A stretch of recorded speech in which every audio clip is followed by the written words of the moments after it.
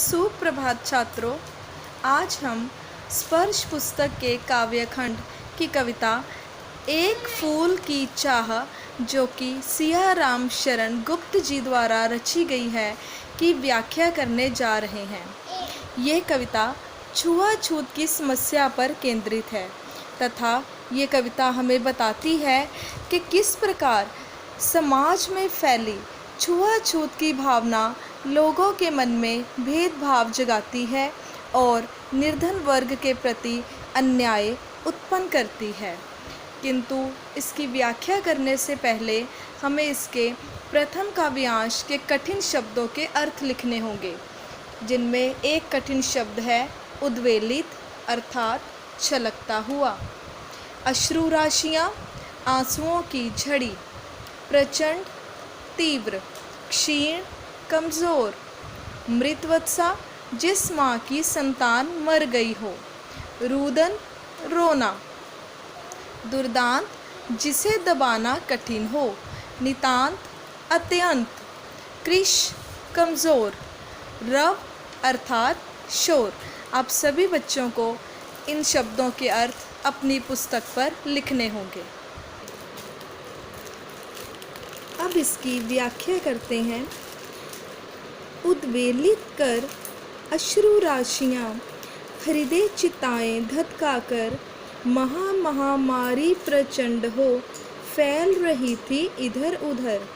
अर्थात एक महामारी बहुत ही प्रचंड अर्थात तीव्र रूप से फैली हुई थी, जिसने लोगों की आंसुओं की लड़ी को छलकाना शुरू कर दिया। अर्थात लोगों की आंसू रुक नहीं रहे थे। उनके दिलों में इस बीमारी ने आग लगा दी थी, और ये आग इस प्रकार की थी जिस प्रकार कोई चिता जल रही हो। जिन औरतों की संतानें उस महामारी की भेंट चढ़ गई थी, उनके कमज़ोर पड़ते गले से लगातार रोने का स्वर निकल रहा था। उस कमज़ोर पड़ चुके रुदन में भी अपार अशांति का हाहाकार मचा हुआ था। इस कविता के कुछ अन्य काव्यांशों में से कठिन शब्दों के अर्थ हैं तनु, शरीर, ताप तपत, ज्वर से पीड़ित, विह्वल, दुखी, शिथिल, कमज़ोर, अवयव, अंग। प्रभात सजग, हलचल भरी सुबह, स्वर्णघन सुनहरे बादल। संध्या, शाम, ग्रसने, निगलने।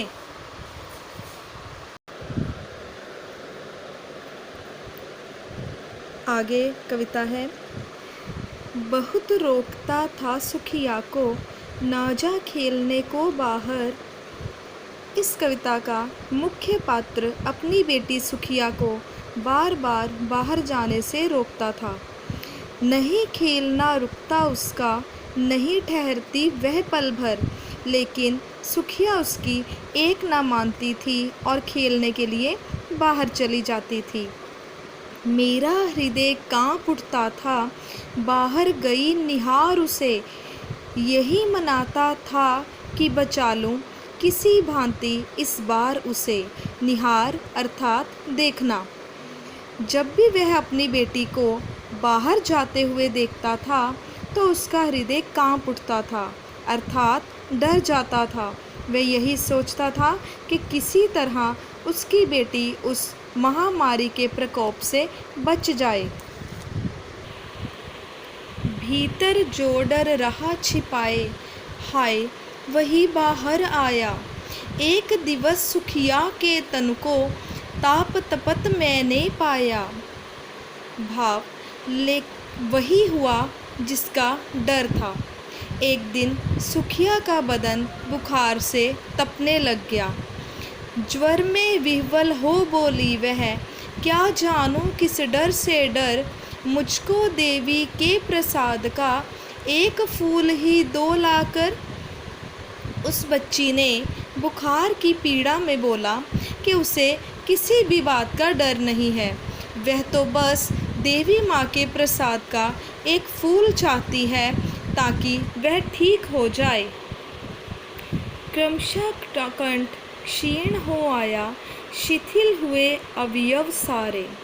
सुखिया में इतनी भी ताकत नहीं बची थी कि वह मुंह से कुछ आवाज़ निकाल पाती। उसके अंग अंग कमज़ोर पड़ गए थे। बैठा था नव नव उपाय की, चिंता में मैं मन मारे। मैं अर्थात सुखिया का पिता अब इस चिंता में बैठा था कि ऐसा कौन सा उपाय किया जाए जिससे वह अपनी बच्ची की इच्छा को पूरा कर सके। जान सकाना प्रभात सजग से, हुई अलस कब दोपहरी। अलस यानी आलस भरी, दोपहरी अर्थात दोपहर का समय। स्वर्ण घनों में कब रवि डूबा। स्वर्ण घन अर्थात सुनहरे बादल, रवि सूरज। कब आई संध्या गहरी, संध्या अर्थात शाम। तो उसका पिता किसी चमत्कार की आशा में चिंतित बैठा हुआ था कि उसे पता ही नहीं चला कब हलचल भरी सुबह के बाद दोपहर हो गई और फिर दोपहर के बाद कब सुनहरे बादलों में सूर्य छिप गया और संध्या हो गई। सभी ओर दिखलाई दी बस अंधकार की ही छाया, छोटी सी बच्ची को गरसने कितना बड़ा तिमिर आया। तिमिर यानी अंधेरा। अब सुखिया के पिता को चारों ओर केवल अंधकार ही अंधकार नज़र आ रहा था। उसे लगता था कि एक मासूम बच्ची को जैसे वह अंधेरा उसे निगलने आ रहा हो। ऊपर विस्तृत महाकाश में जलते से अंगारों से झुलसी सी जाती थी आँखें, जगमग जगते तारों से। ऊपर विशाल अर्थात बहुत बड़े आकाश में चमकते तारे ऐसे लग रहे थे जैसे जलते हुए अंगारे हों, और उनकी चमक से सुखिया के पिता की आंखें तो जैसे झुलसी ही जा रही थी। देख रहा था जो सुस्थिर हो, नहीं बैठती थी क्षण भर। हाय वही चुपचाप पड़ी थी अटल शांति सी धारण कर। सुखिया का पिता देख रहा था कि कैसे जो बच्ची कभी भी स्थिर होकर नहीं बैठती थी अर्थात कहीं भी टिककर नहीं बैठती थी, आज वह चुपचाप अटल शांति को अर्थात कभी ना टूटने वाली शांति को धारण करके लेटी हुई थी। सुनना वही चाहता था मैं, उसे स्वयं ही उकसाकर, मुझको देवी के प्रसाद का एक फूल ही दो लाकर।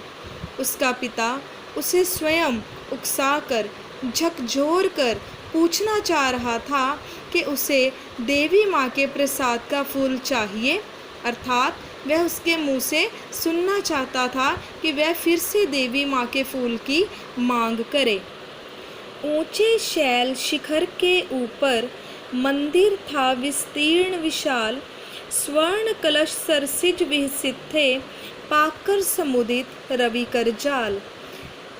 ऊंचे शैल शिखर के ऊपर, शैल शिखर अर्थात पहाड़ की चोटी, विस्तीर्ण यानी फैला हुआ। अब कवि कहता है कि सुखिया के पिता ने देखा कि एक पहाड़ की चोटी के ऊपर बहुत बड़ा, बहुत फैला हुआ विशाल मंदिर था। स्वर्ण कलश सरसिज विहसित थे, सरसिज अर्थात कमल, और उसके प्रांगण में सूर्य की किरणों को पाकर कमल के फूल स्वर्ण कलश अर्थात सोने के कलश की तरह शोभा पा रहे थे। पाकर समुदित रवि कर जाल, रवि कर जाल अर्थात सूर्य की किरणों का समूह, दीप धूप से आमोदित था मंदिर का आंगन सारा। गूंज रही थी भीतर बाहर मुखरित उत्सव की धारा। मंदिर का पूरा आंगन धूप और दीप से महक रहा था। मंदिर के अंदर और बाहर किसी मुख्य उत्सव की तैयारी का माहौल था। भक्त वृंद मृदु मधुर कंठ से गाते थे सभक्ति मुदमय। पतित तारिणी पाप हारिणी माता तेरी जय जय जय। भक्त वृंद अर्थात भक्तों का झुंड, मृदु मधुर कंठ अर्थात मीठी आवाज़। तो भक्तों के झुंड अपनी मधुर वाणी, अपनी मीठी आवाज़ से एक ही सुर में देवी माँ की स्तुति कर रहे थे। पतित तारिणी, हे पापियों को तारने वाली, हे पापों का नाश करने वाली माता, तुम्हारी सदा ही जय हो। मेरे मुख से भी निकला बिना बड़े ही मैं आगे को, जाने किस बल से ढिकला।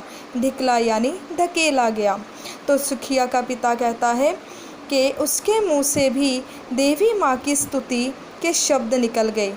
फिर ऐसा लगा जैसे किसी अनजान, किसी अज्ञात शक्ति ने उसे मंदिर के अंदर धकेल दिया हो। मेरे दीप फूल ले करवे, अम्बा को अर्पित करके, दिया पुजारी ने प्रसाद जब, आगे को अंजलि भर के। पुजारी ने उसके हाथों से दीप और फूल लिए और देवी की प्रतिमा को, देवी की मूर्ति को अर्पित कर दिए। फिर जब पुजारी ने उसे प्रसाद दिया, उसे अपनी मुट्ठी भरकर, अपनी अंजलि भरकर प्रसाद दिया, तो क्या हुआ, भूल गया उसका लेना झट, परम लाभ सा पाकर मैं, सोचा बेटी को माँ के ये, पुण्य पुष्प दूँ जाकर मैं। तो सुखिया का पिता एक पल के लिए ठिठक सा गया। वह ये कल्पना करने लगा कि वह अपनी बेटी को देवी माँ के ये पुण्य फूल जाकर अवश्य देगा, और इसी कल्पना में वह एक सुख का अनुभव कर रहा था। उसे ऐसा प्रतीत हो रहा था कि उसे बहुत ही पवित्र लाभ की प्राप्ति हो गई हो। सिंहपोर तक भी आंगन से नहीं पहुँचने मैं पाया, सहसा ये सुन पड़ा कि कैसे ये अछूत भीतर आया। सुखिया का पिता अभी मंदिर के मुख्य द्वार तक भी नहीं पहुंच पाया था। सिंहपोर अर्थात मंदिर का मुख्य द्वार। सुखिया का पिता अभी इस द्वार तक नहीं पहुंच पाया था कि अचानक उसे ये सुननाई पड़ता है कि उसके पीछे से कोई कह रहा है कि यह अछूत मंदिर के भीतर कैसे आ गया। पकड़ो देखो भाग न जावे, बना धूर्त ये है कैसा, साफ स्वच्छ परिधान किए हैं, भले मनुष्यों के जैसा। धूर्त यानी पखंडी।